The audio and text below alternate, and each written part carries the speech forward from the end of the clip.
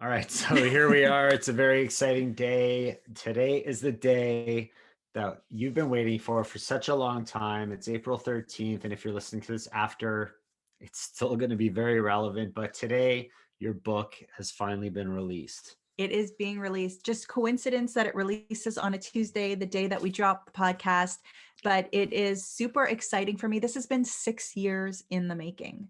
More than 6 years. It's probably been your whole life since you had a little goldfish, no?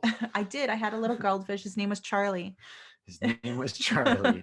And he didn't last long, but from what I remember is you wanted a goldfish that would last forever. And now you put together this book and the goldfish will be around forever. Well, there is this little story behind that I didn't even remember, but my mother sent me a picture a week ago, 2 weeks ago, of some little letter that I wrote and colored when I was a kid. I must have been pretty young because the spelling was atrocious. Not that it's too much better today, but it said something like, why can't I have a goldfish that lives long, and I'll never be happy until I have a goldfish that lives long. And Adam turned to me and goes, well, now your book's going to live forever. So you'll have a goldfish that will live forever. So a little insight into our Pretty family cool. window. Pretty cool. So the book's called I'm a Peaceful Goldfish, and I want to really get into why you wrote this book. But before we do, just tell everybody a little bit about it, I think. Well, it is a picture book. And for those of you on YouTube, you can see it here. It is a picture book, and it's a picture book on mindfulness. And we really wanted children to learn how to take those deep breaths, because that's something that we learn as adults to do, but we don't necessarily teach kids to do. And I wanted them to learn these breathing techniques for them and their family for when they're feeling overwhelmed. So it's fun, it's imagination, it's inspiration from objects that are found around their house. And really, they're just going through a series of books, and they're just going through actually a series of activities that help them feel good and help them feel grounded. And I wanted families and children to learn that as early on as possible. Well, I think it's interesting because you said that we understand how to use mindfulness. We use our breathing, and that's not even necessarily true for adults. And to be able to bring it back to the young kids and start it at such a young age, I think is such an important thing. And that's what I really like about this book. I think that gives us the opportunity to start habits at such a young age that many of us still haven't adopted at the ages that we're at right now. So I think you're absolutely right. And one of my secret initiatives with this book is not only to teach the children how to take those deep breaths, but have the parents practice it with them. And when I tell people what the book is about, they go, oh, well, kids don't just need that, adults need it too. So when parents are reading the book and practicing those breathing techniques with the kids, they're actually getting the practice too, so that it becomes more second nature for them as well. So tell us exactly, like, why did you write this book? Was it because you wanted to be an author? Was it because you had this, just tell us, why did you write this book? Well, back in university, I took a children's lit class when I was in, I guess you could call it teacher's college, getting my Bachelor of Education.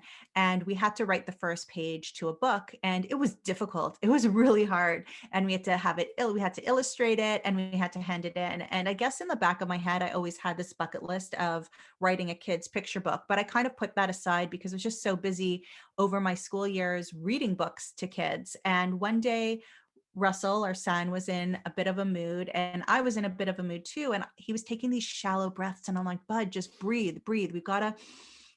And he wasn't having anything of it. You know, when it's your own kid, they don't want to listen to the parents, or you need to get something that catches the attention of a 4-year-old or 5-year-old, not, or maybe if it's a little bit older, but, you know, sometimes it's not just telling them what to do. And being a teacher, what I knew is, read them a book. You're going on a field trip, read them a book. You're going to Disney World, read a book about Disney World, whatever it is that you have going on. And there was no book that would be able to teach him to take these deep breaths in and out. So I went downstairs and I just kind of wrote it myself. And that's really how the book got started. I wanted to have a tool for my own kids to have, and being, you know, I was transitioning out of teaching into more of the health coaching and teaching kids yoga. And I wanted to have a tool to help kids so that they can be as successful as possible as uncertain issues came up with them throughout their lives. So is this book really only for kids? I mean, it's a picture book, and I know you mentioned it's also going to help the adults, but Who's the book actually for? Well, the book, I guess, at the end of the day is for children ages 0 to 7 are going to get the most out of it. I know that I've put it out there and people are texting me saying they're ordering it for their teenagers. Their teenagers saw it and their teenagers want it as well, but it's really for everybody. And what I really wanted to make sure I did with this book is create an opportunity for every kid to see themselves in it some way or another, because growing up and just being a white woman and teaching children who were white, every book I opened, it seemed that they were able to see themselves in it. But then you have so many different demographics, there's so many different colors throughout the whole world. I wanted this book to be really, really worldly. So when we were creating the characters, we have two main characters. And if you're on YouTube, you can see. If not, check it out on Amazon or Barnes and Nobles or wherever you need to.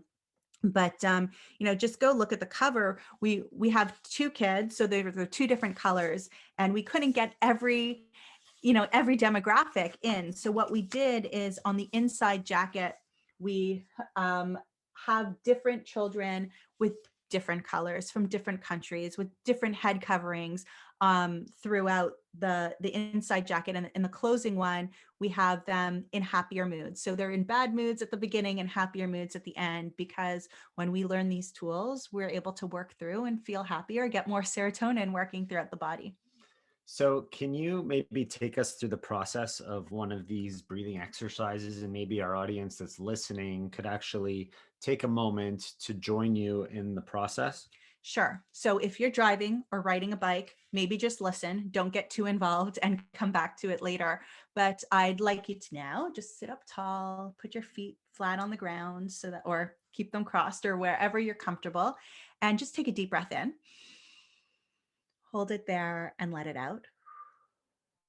Good. If you want to close your eyes, you can. Take a deep breath in and out. And I want you to imagine that you are a dragon. What color are you?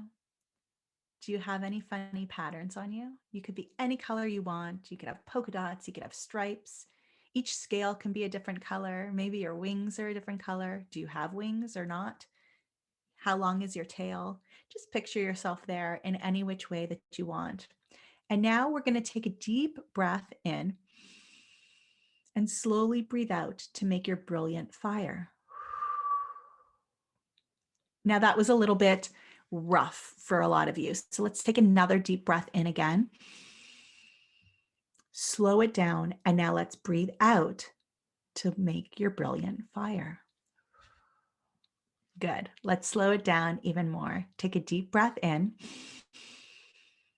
And now breathe out to make your brilliant fire. And maybe feel a little calmer now. Maybe you feel like you can approach the rest of the day in a more beautiful way. But basically what we do on each page of this book is you have a dragon or a goldfish or a pinwheel or a bell being blown by the wind in the tree. And the children could pretend to be these different objects. And when you go to the grocery store with your child and they're having a tantrum because you don't want to buy them something, or because they want to go home, or because they got scared, or whatever it is, whatever their favorite character is or whatever their favorite book is in the pages in the book, then you could say, let's take a deep breath like the dragon, or let's take a deep breath like the goldfish. And they have a cue, because children learn better when they have experience and they can relate their own experience to something else that they really do enjoy. So was this book designed to be, let's sit down and read this entire book at once, or is it like I use it for certain times of the day kind of thing? No, it's definitely a storybook. It's a book that you want to be reading your child every night before bed, or you want them to pick up and bring to you. It's a book that you want to read and practice and enjoy just as a regular storybook. But then when those more difficult situations come up, you want to be able to relate back to that experience. So after you've read the book 2, 3, 4 times, you might say, hey, when can we use this? Or, when you go to the park and mommy says it's time to leave and you start to scream and cry, this is a good time that we can pretend to be the dragon and we could breathe our whole way home.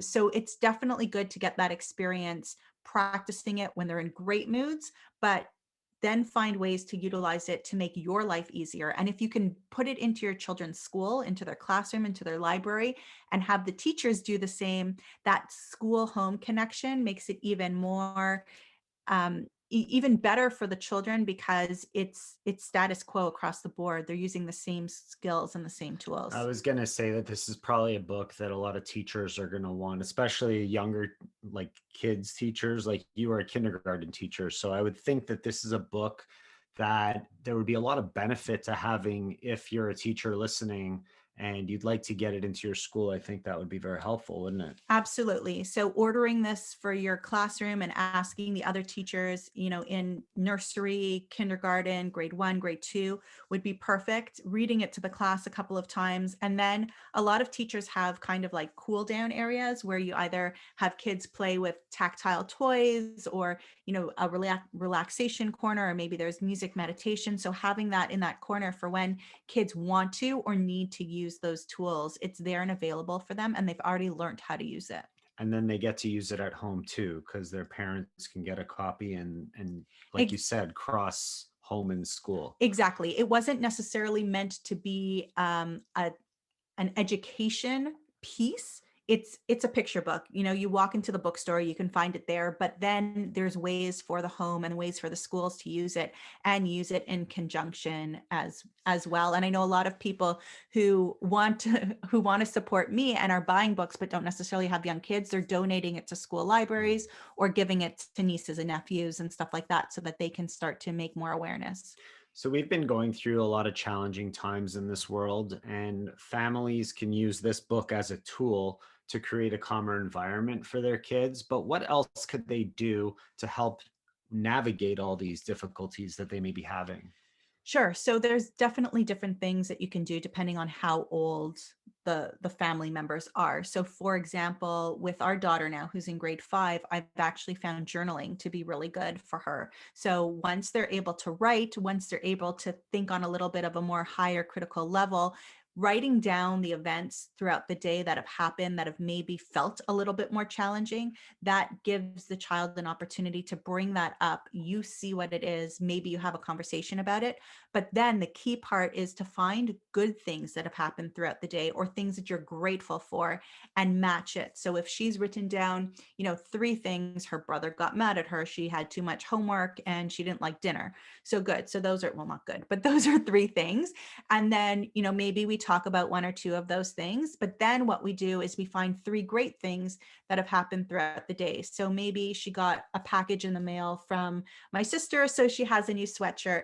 And then she goes, well, nothing else good has happened today. And I'm like, well, did you enjoy your breakfast? Or did you play football with your brother? Or did you get some computer time? And she's like, oh, but those are things that happen every day. I'm like, but do you like them? Are you happy for them? And when the answer is yes, then she could put them down. So it's creating this opportunity for us to see good, even when negative is happening.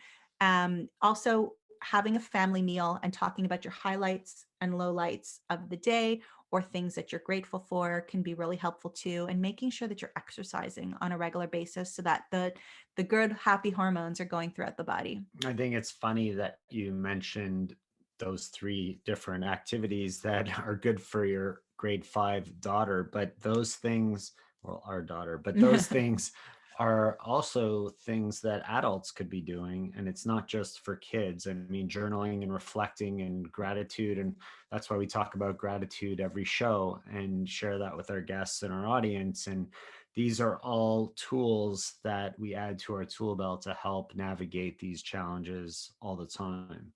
Yeah, and there's definitely lots more that you can do. Oh, one other good one that I used to do, I should have done it last night, but one other good one that I used to do with our son to kind of help him bring down that level of over emotion at night, is both of us would lie down on the bed and we would create a ball.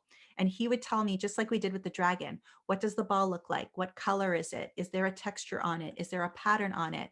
And it would be this imaginary ball, and it would start off in front of somebody's mouth and nose, and we would be lying down. So you'd take a deep breath in, and as you breathe out, you would imagine the ball, you'd be pushing it up, and over. And as gravity brings it back down, it would push it over in front of the other person's face. So then he would take a deep breath in to suck it in, and then he'd breathe out, and then it would send it back to me. And you have that visualization to kind of create that breath. You're taking turns, taking those big breaths, you're doing it together. And again, that's something that you can do as an adult by yourself, or an older child by themselves, just visualizing the ball going up and down and up and down. That's a pretty cool activity. Thank you. Nice. Lots of great ideas. Very good. So it's very exciting. This book is out and available everywhere, and you'll tell everybody where it's available shortly. One of the endorsements that you received recently was from someone who's become a friend, Dr. Dean Ornish. So Yes. why don't you tell us a little bit about that and what he said? Thank you. Yeah, that's super exciting. I gave him a little email and I'm like, hey, I know, he's known for, meditation and yoga and lifestyle medicine and all of these things together. So I'm like, I really think you're going to like this book. If you don't have time to answer me, don't worry about it. I'll never take offense to it, but would you mind letting me know, what you think? And this is what he wrote. Breath is a link between our mind and body. It both reflects and affects how we feel. When we're anxious and stressed, we breathe fast and shallow. When we're relaxed and calm, we breathe slow and deep. In this beautiful book, children are shown how to breathe deeply and slowly in a language they understand. Highly recommended. Dr. Dean Ornish. Very cool. Very, very cool. Thank It's you. It was exciting, super right? exciting. So exciting times for you, for us. This book, I Am a Peaceful Goldfish, is available as of today. Why don't you I tell know it everybody took how they can 6 get it? years. Well, 6 I want years. to just tell this story if you don't Okay. mind. I feel it's funny because it's our show, but you're like interviewing me today. Right. But it did take 6 years, and that's because of the process that I needed to go through. So like I said before, I went downstairs, I wrote that book, and then I was going to just publish it. And I was like, I'll figure out how to publish it. So I actually hired an artist. It took a while to find an artist. She illustrated it. And then I said, okay, now what? And I'm like, I guess I got to self-publish. I'm like, but I really wanted a real publishing house to publish it for me. So I said, you know what, let me go through the process. So by the time I figured out what I actually had to do, it had already been a year. And then I needed to find an agent. So it took me a year to find an agent. And it was April. I remember it was April because it was a year from when I had written it, just about. And I said, if I don't have an agent by next April, we'll figure out, excuse me, we'll figure out how to self-publish it. And we'll not figure out, we already knew how, but we'll self-publish it. And then boom, in April, just like that, the agent popped up. And then I said to the agent, how long is this going to take? And she said, well, it could take this amount of time, that amount of time. So it took me another year. And I said, I'm going to take this year. And if we don't find a publisher, we'll self-publish. And boom, we found a publisher. And then it took another 2 years just to get the book like out on paper. And it may have actually taken 2 years. It took a lot to research and figure out how to even get an agent. It was super, super hard. So whatever the math is, it took almost 6 years for this to get out. And it's just been super exciting. And it is available if you are someone who's going to buy it or who would love to share it on our behalf and support us that way, please do so today and encourage people to buy it on Amazon today. We're trying to get to a #1 seller. So by buying Amazon, that would be amazing and perfect. But it is available everywhere books are sold online. So Barnes and Noble and Walmart and Amazon and Indigo and Chapters all across North America or UK, I should say. It's available online. And if you walk into a bookstore, you should be able to see it. And if you don't see it, ask for it because they might have it in the back. It might not just be out yet. Or they could order it. Or yeah, or you can order it. So it would be amazing if you could help support us in one of two ways, either by purchasing today on Amazon or sharing it with someone who you know this would be great for. Either way, we are so grateful that you're here listening, so grateful that you're helping us.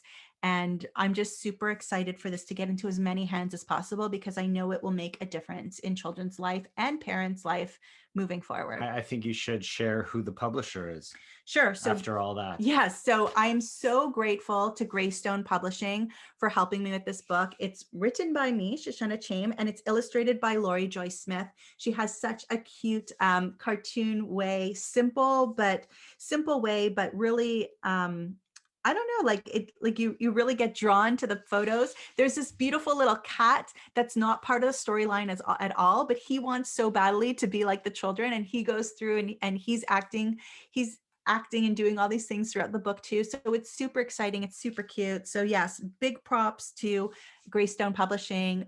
Thank you so much to Jackie Kaiser as well, my agent, and to Lori Joy Smith for making such a beautiful picture and really making this book come to life. I feel like I'm doing my Emmy speech, but I'm so grateful to Adam and the kids for supporting me through this. And I've had some other friends like Amy and Aaron and Samantha, who have really been support for me and a springboard for me, and in making some integral decisions throughout this process. Well, I'm really proud of you for putting this together and getting it out, and it's very exciting. And if you're listening and you're watching on YouTube, or you're listening in our audience and you've picked up a book and purchased one, thank you so much. What we'd love for you to do is tag us on Instagram at Plant Trainers, so we could restore your picture of you with your kids or you by yourself holding the book in your hands, so we could get more people excited about this just as much as we are. So thank you